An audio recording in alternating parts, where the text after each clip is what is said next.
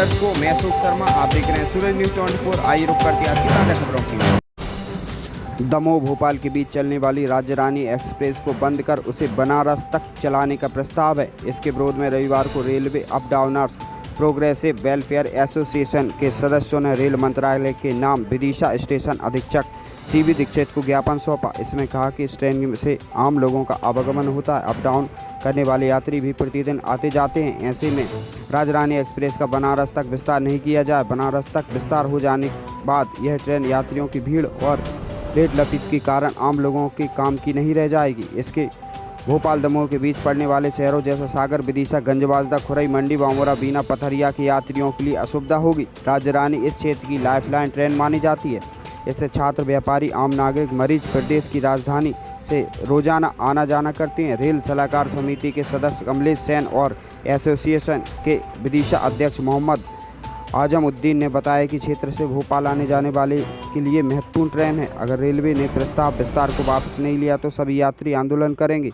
इस मौके पर सनातन हिंदू समिति के अध्यक्ष शैलेंद्र सिंह टीलाखेड़ी, अखिल भारतीय ग्राहक पंचायत के Vinod Shah, chamber of commerce के रवि तलरेजा, भारतीय उद्योग व्यापार मंडल के राजेश जैन, अतुल शाह आदि मौजूद रहे।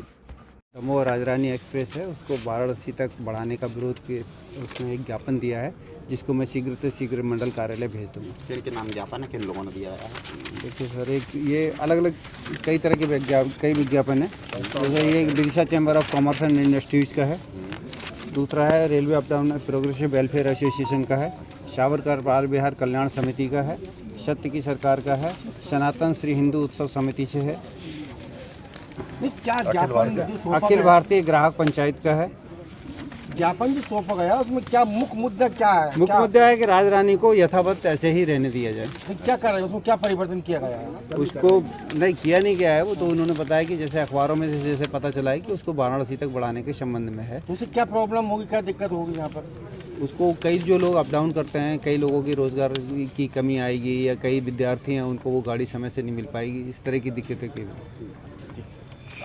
कमलेश जी, आज यहाँ पर जो कौन सी ट्रेन के बारे में आपने किस संबंध में ज्ञापन दिया, ट्रेन को दिया, क्या पूरी मांग है आपकी? 22-161, 22-162 राजरानी एक्सप्रेस जो लाइफलाइन है हमारे 3 जिलों की, 4 जिलों की, उसको अभी रेलवे ने IRTTC की बैठक होती है, जयपुर में हुई थी, उसमें बढ़ा करके वाराणसी तक भेजने का प्रस्ताव बनाया है। उससे स्थानीय जो अप डाउनर्स हैं, रोज़ जाने वाले हैं राजधानी की ओर, जो असुविधाएं होंगी आज समझ में नहीं आ रही, लेकिन बंद होने से बहुत दिक्कतें होने वाली हैं। पहले भी गाड़ियां कम हैं और हमारी राजरानी भी चली जाएगी तो डेली अप डाउनर्स के पास तो कोई ऑप्शन नहीं रह जाएगा। उसके संबंध में हमने एक मांग पत्र रेल मंत्री जी के नाम सौंपा है कि इस गाड़ी को यथावत रखा जाए, और जो साप्ताहिक गाड़ी है सिंगरौली एक्सप्रेस ऊर्जाधानी, उसको वाराणसी ले जाए तो मेरे ख्याल से राजस्व की बढ़ोतरी भी होगी रेलवे को, और एक सुविधा अतिरिक्त मिल जाएगी नागरिकों को।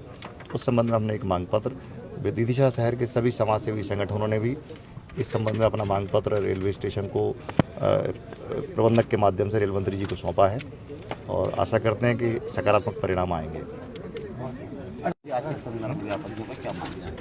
आज यहाँ पर शहर के सभी गणमान्य नागरिकों ने व्यापार मंडल, रेलवे वेलफेयर समिति, लायंस क्लब, हिंदू उत्सव समिति और सभी शहर के लोगों ने अप डाउनर्स की जो बड़ी समस्या आ रही है, पिछले कोरोना काल से ही अप डाउनर्स बहुत परेशान हैं, और पैसेंजर ट्रेन को आप एक्सप्रेस में बदल रहे हो। वैसे ही ट्रेन बहुत कम है, आप उसको ही आगे बढ़ा रहे हो तो पैसेंजर ट्रेन ख़त्म कर रहे हो आप।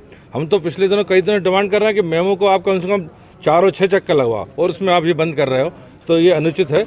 इसको यथावत रखी जाए और भी कुछ ट्रेनों को आगे बढ़ाया जाए, क्योंकि 15 से 20 हज़ार लोग विदिशा से, बासोदा से, सागर से, बीना से, होशंगाबाद तक से, इधर से उधर से अप डाउन करते हैं। उनके लिए सरकार कुछ ज़्यादा नहीं सोच रही है। तो मेरा ये मानना है कि ये ट्रेन तो यथावत रखी जाए, और भी ट्रेनें पैसेंजर ऐसी चलाई जाएं जो बीना से भोपाल कम से कम 5 से चक्कर लगाएं।